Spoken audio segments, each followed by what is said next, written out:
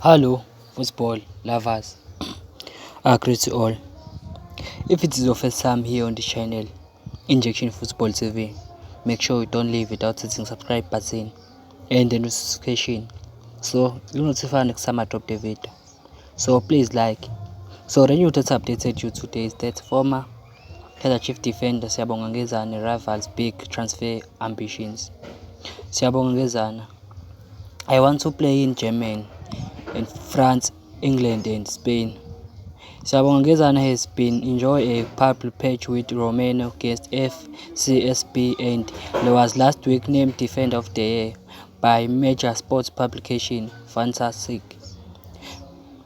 The Bafana Bafana center back has also been the subject of transfer rumors, and he has picked the countries he wished to play in. I made this satisfied to become the best, Siyabonga Ngezane said as P Times. It's big achievement for me just to come here and play in Europe and win something. It means a lot, but I can't say it's enough. I still have dreams to achieve. I want to play in Germany, France, England and Spain. So if you are new here on this channel, please don't leave without hitting subscribe button and the notification, so you notify next time I drop the video. And please write your thoughts on the comment section.